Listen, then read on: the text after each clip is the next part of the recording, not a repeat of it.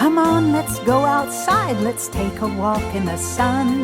There are things to learn and things to see, a big wide world for you, your dog, and me.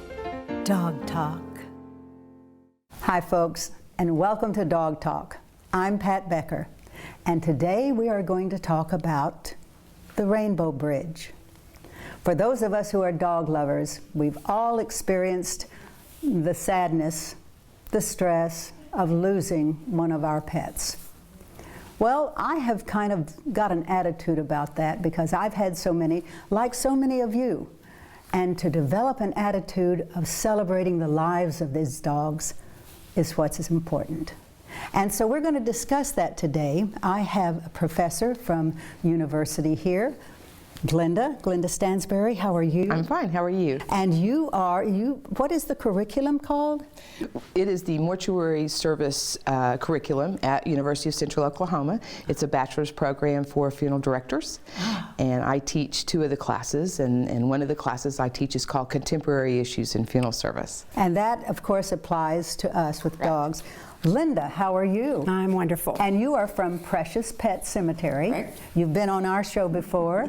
I have been out to your place so many times in sadness, and yet I have a great faith in what you guys do. Well, thank you. Crematorium is wonderful, and all of the urns are just gorgeous, and I have my puppies with me still. And this is Jessica G. How are you? I'm good. And you are a student of Professor Stansberry. Yes. Uh-huh. And you had given me some information, had emailed an issue to me that I thought was very close to home with what we do.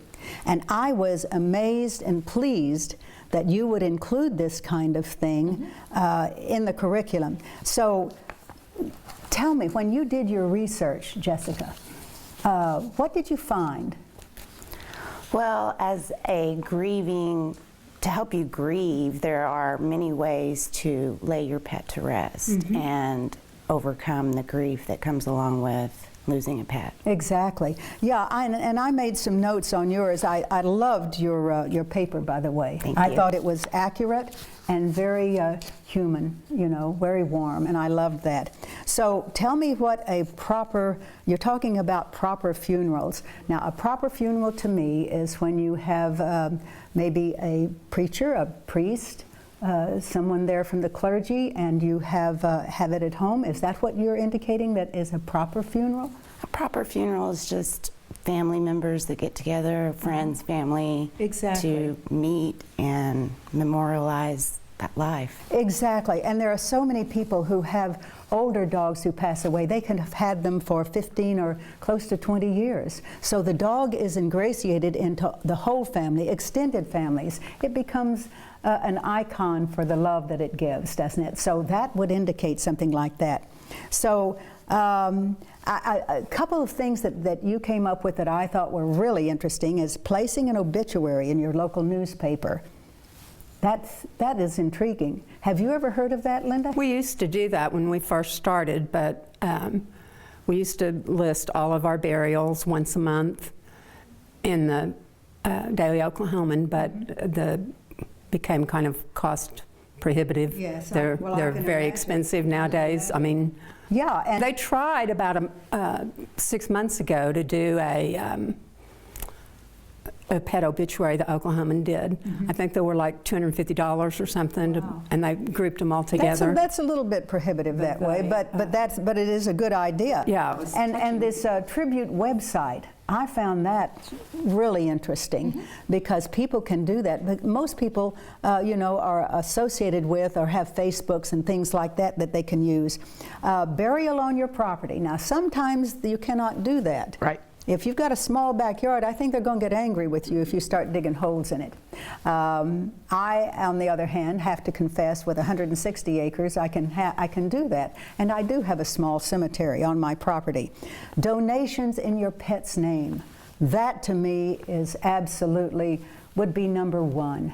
Because what? You're honoring the dog. Am I right? So do people, when people come to your place and they have an idea, of what to do you give them some suggestions that are beyond what you have? Well, Well, we try to. I mean, we encourage them to, you know, write letters to their pet to put in the casket. How We beautiful. encourage them to bring photographs of themselves to put in the casket. There are no rules or laws in Oklahoma for pet doing some cemeteries, that, so they can pretty much do anything that they want. want. Well, And we encourage that. We yes. always, and we encourage them to take a picture because pets are so pretty when they're in their little casket because they just look like they're asleep. It is. It's dramatic and very, very nice. Volunteering for a rescue in your dog's name. How wonderful is that? You know, because if you love the dog enough, something like that, you know, then you can see the expanding the love for that. Commissioning a portrait. We have so many wonderful artists in our community who can do that and to replicate that image for you, which is just excellent. Keeping their tags on a keychain. Jessica, you had told me that you thought that was a big one, or on a bracelet or something. that, Isn't that wonderful? Planting a tree in the honor of your dog. Everyone would agree that that is a wonderful thing because it is a natural kind of movement into that feeling. Now, the turning a pet's ashes into diamonds. I had never heard of that. I've heard of people doing that sometimes. Do people ever do that, Linda?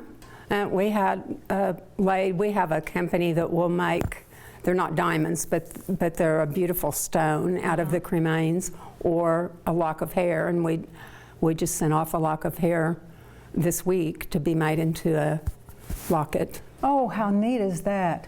Remind me of that next time. And of course, the final one is adopting a pet. You know, if you love your pet so much, then the love is there, and it is wonderful to give it again, you know, in another pet. This is just great. Well, I am so pleased with what you did, and I thank you for that, for getting in touch with me, and thank you for having this curriculum, because it does, of course, reach out to those who, and everyone has a dog, do they not? Well, everybody has, most people have pets in their lives, yes. Absolutely, absolutely. We're going to take a quick break, and when we come back, we're going to view a few things that Linda has brought for us. A1 Pet Emporium is Oklahoma's authority on healthy nutrition for dogs and cats. Quality does not have to cost more, and we only have the best. If your pet suffers from allergies, digestive issues, skin infections, or hair loss, it may be the result of their diet. A1 Pet Emporium can help. We offer pet portraits monthly, adorable rescue animals every Saturday from noon to 4, and free dog and cat food samples. Locally owned and operated, we want to be your neighborhood pet store. We're visiting today with Linda McCullough, who she and her family own Precious Pet Cemetery. I thought we would find out a little bit about the options for people when their pet passes away. So I came to visit Linda. Linda, how are you? I'm well, thank you. And what motivated you to create a cemetery? This is just lovely, and I know I apologize for showing up in February because I know the grass isn't green and the flowers aren't out, but I felt that it was important enough for people to learn about their options. So how did you get started? My family has always had been in the human cemetery industry, and we started in 1985. We decided that there were people that would like to have a beautiful place to bury their pets. Now we're sitting in an area, or standing in an area right now, where you have some plaques above ground for some military dogs who passed away and some police dogs. Correct. And I thought we might chat about them. Tell me about Ben. Ben was the Oklahoma County Sheriff's Department, and he was the first dog in the Murrah bombing. In the building after the bombing. He was in there within just a few minutes. So tell me about Ralph. Ralph was also Oklahoma County Sheriff's dog, and he was a drug sniffing dog. So what about Arlo? Arlo was a cadaver dog from the Oklahoma City Police Department, and he, along with one other dog who's also out here, recovered the last 22 Murrah bombing victims. Ah, so Briscoe, what is his story? Briscoe, we only have two police dogs out here who died in the line of duty, and Briscoe And Briscoe was one. was one of them that died in the line of duty. So Trucks is out here, and he's from the Choctaw. He's from police Choctaw, dog. And now I've noticed that you had some Tinker dogs out here. Yeah, I think we have about 6 or 7 from Tinker. 6 or 7. Previously, they weren't able to be retired. Exactly. And now, And you have 2 of them that were retired and passed away in their care of their new homes. Oh, that's wonderful. Well, there's so many stories to all of these plaques and everything, and that's what we're celebrating. We're celebrating the lives of these dogs and how they were loved, and with obvious care, that someone loved them so deeply that they wanted to memorialize them in this way. Right. And you have, I think, I saw a gazebo over there. That's for the, how is that celebrated? That's called the columbarium, and it is like a mausoleum, only it's for cremains, cremated pets. It's above down interment of cremated pets, and the little plaques on the front, of course, seal the pet in there, but that is all their information. I noticed that you had a facility for horses also. Yes. If people care so much about their horses that they have them cremated and then the ashes scattered in here? Or buried. Yeah, that's buried for in there? burial. And I noticed that you also had a chapel, which we want to visit because I'm very interested in that. This is a fabulous place. It is so quiet and so peaceful and so reverent. Thank you very much. We, before we had the chapel, we had the viewings in the office, which is where most pet cemeteries do them. And this has just been wonderful because people can stay out here 5 minutes and say goodbye. They can stay 2 hours. They can stay as long as they want with their pet to say their final goodbyes. Yes, to have a little closure. And so you actually hold funerals here. We do. And you have ministers, Sometimes, priests? normally I do it, but we have had people that have brought their ministers. Normally I do it. I have a little brief service that I read that consists of a poem and some Bible verses.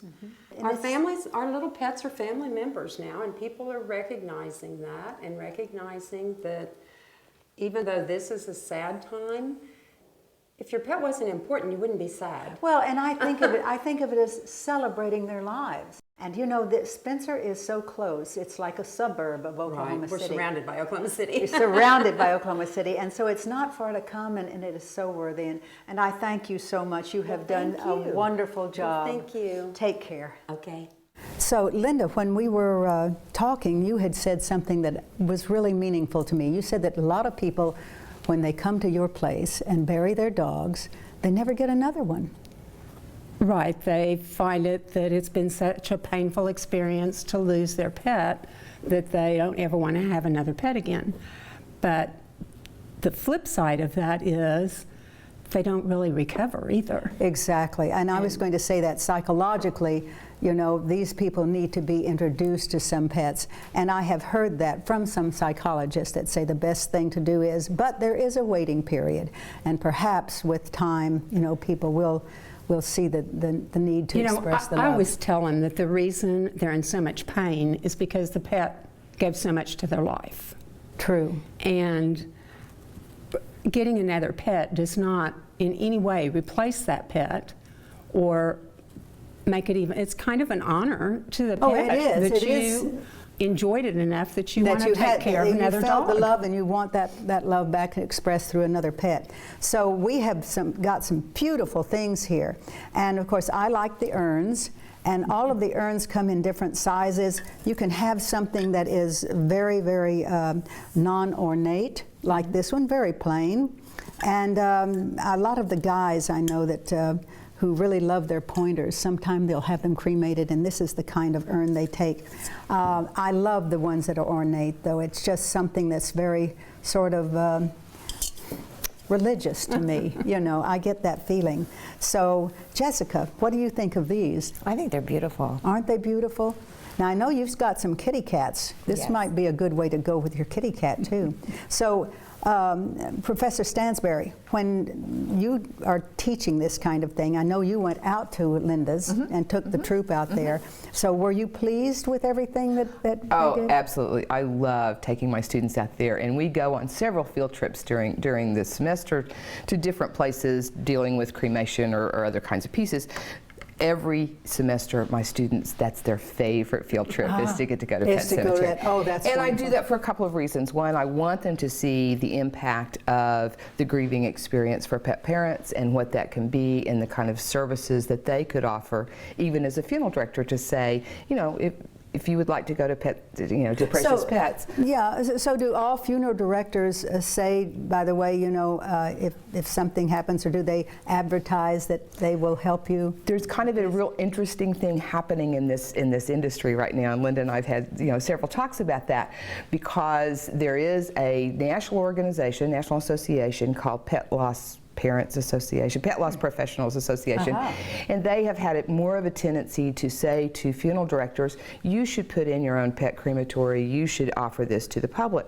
Well, there's something nice about that, but as anybody who's been in this business long enough can say, you can't make any money at that. It's really hard. And it does get down to that. It makes it difficult. The reason I want my students to see the wonderful things that they do is to say to them, this is where you refer families. You don't go build a $100,000 crematory, you go refer families. Exactly, and that way you're serving because Linda them. can take care of that. Linda, you have brought some beautiful caskets here. I can't tell you how,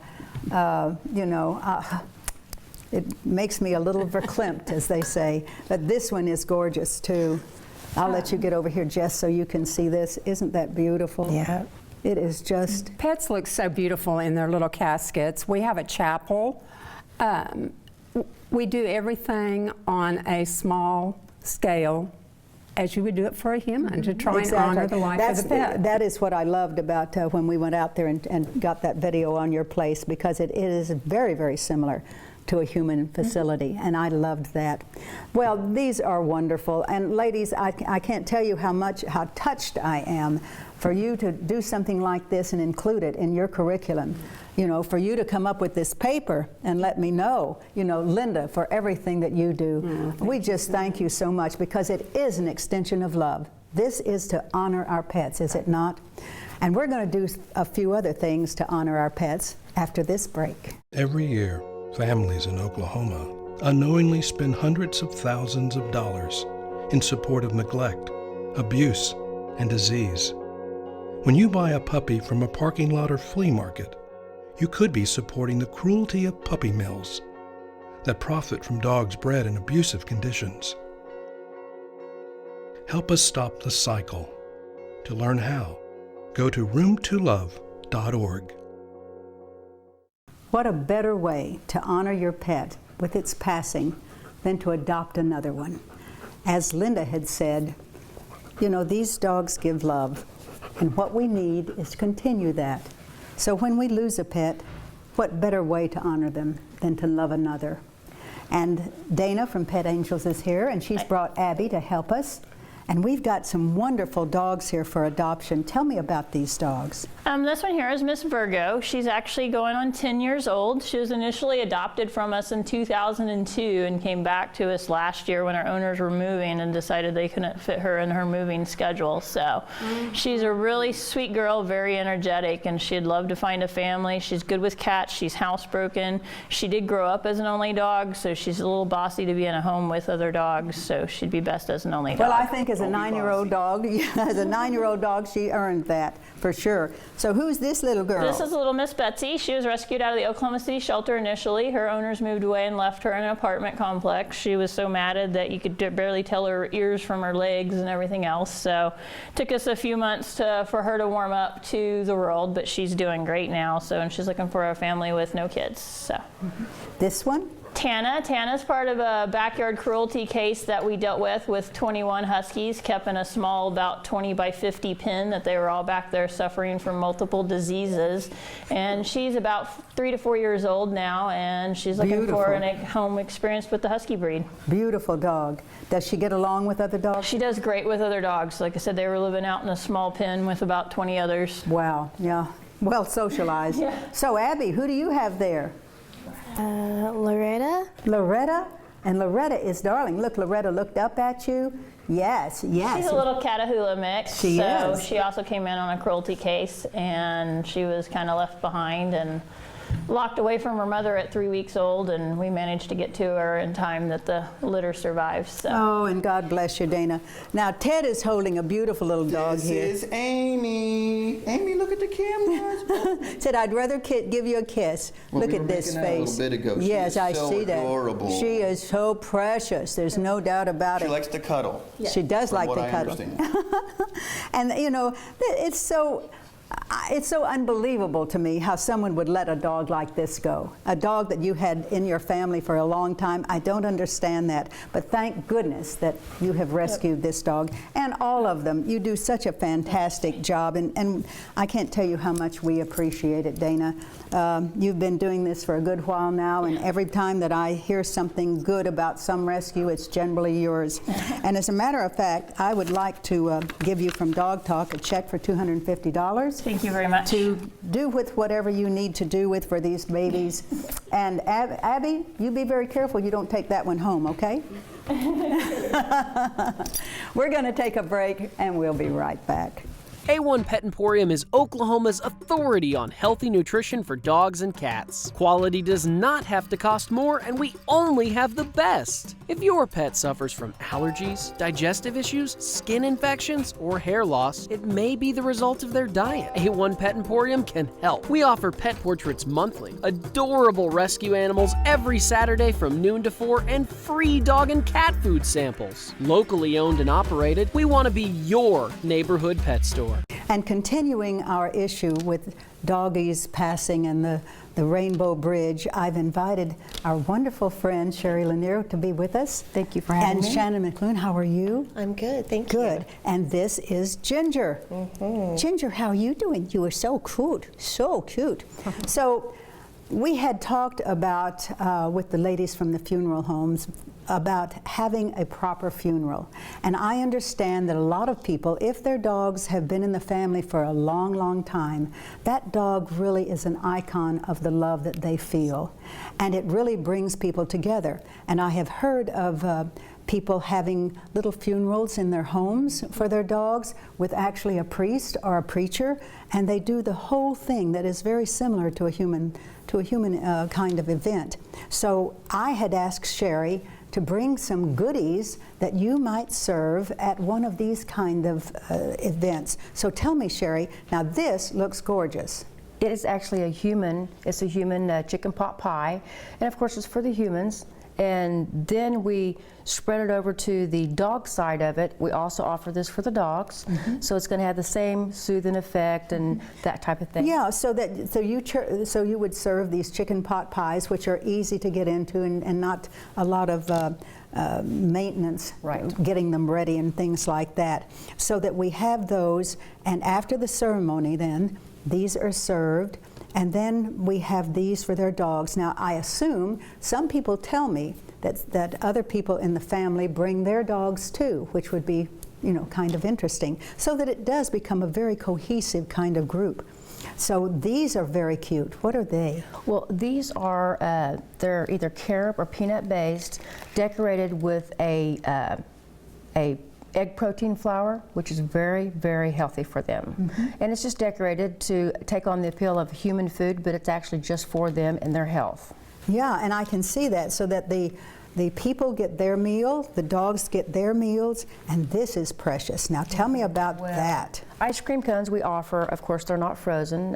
We do have a frozen sorbet for them as well to go along with the ice cream cones. The ice cream cones are made of a snickerpoodle instead of a snickerdoodle, same as human snickerdoodle, honey, which is a great relief for their tummies. Oh, absolutely, absolutely. So tell me then, Shannon, your dog, does she get treats? Yes, and it's really funny because she's very finicky. So she'll go to the groomer, and the groomer will hand her just you know, a generic treat. And she takes it and then puts it down and smiles like, So no, thank you. Oh, I understand you have been a customer of Sherry's for years. Yeah. And so I guess Ginger prefers Sherry's delights? Right, she will only eat those, and her favorite is the carob, though. And which one is the carob? The carob is the dark that looks like chocolate. This one that looks right here, that it looks like chocolate? So if I show that, I think, yes, I think she's going to like that. She recognizes You know those. that? What is that? What is that, Ginger? What is that? Is that good? She says, yes, I will take it. No, I think you maybe ought to wait right now. Yeah. I'll give it to your mama, and she can feed it to you, but you're definitely into, oh, yes, she says, I like that. So she has a favorite. Isn't that wonderful? Well, you know, this is a fantastic example of how you can actually celebrate a dog's life. Yes. Because this is not sad, this is a gathering to talk about how wonderful the dog was in the family, to talk about the value of this dog with each and every person. I am just amazed that people will go to this kind of length to do it, and I think it's wonderful. It is. Sherry, thank you so much. Well, thank you very much for having and me. And Shannon, thank you. I understand you are in kind of the health thing. I am a holistic health educator, and so Sherry and I go together really well because I take what I do for humans for my dogs. So she makes the organic treats, and it's Excellent, wonderful. excellent. Yes. Well, thank you both. Thank We you. appreciate it. So we're going to take a quick break and move it over to Ted. I'm going to invite Jane Pace over here, and she's got some collars to show us for our dogs, and you make these yourself, right? Yes. Tell us a little bit about your collars here. I'll show a couple here that I like, right here. I started making these in 2010 when I had 2 greyhounds, and these are martingale collars, which are special for like sighthounds, greyhounds, borzois, but I also make the traditional buckle collars that most people use on their dogs, and it's just kind of started out as a fun thing to dress up my dogs, and just kind of grew. And now when I go to greyhound events, most of the greyhound owners, their dogs are wearing my collars. Yeah, you go to the dog park, you'll see these around the Oklahoma City area, and you get requests to make these. Yes, yes. Now, can people give you suggestions on what they want to see? Yes. Yes, Okay. and I can make them in different sizes. I've made collars for Chihuahuas. I've made collars for Great Danes. I mean, I've made all Aren't There's these Bass. beautiful, though? These are great. And you know, this goes along with what we were talking about. When my dogs pass on, when they go to the Rainbow Bridge, I usually take their collars off and I keep them as remembrances. And then I call Jane and I say, Jane, I need a new collar to send my dog to the Rainbow Bridge. These are wonderful for that. They're very soft. They're not leather. They are made of cloth, and they are gorgeous. All And sizes, too, All you were talking sizes. You about. can get all sizes, and they honor that dog. It's like making them a king or a prince, or giving them a special royal kind of send-off, I think. So I am appreciative of that. We thank you so much, Jane. Ted, as usual, you always come through. I appreciate that. Guys, take care, and remember, the greatest honor that you can do for your dog when he passes is to adopt another. Am I right? Or 2 or 3 more. Or 2 or 3 more. You would cover yourself up with them. I know you. You've got to be real careful with that. Take care, folks. We'll see you next week.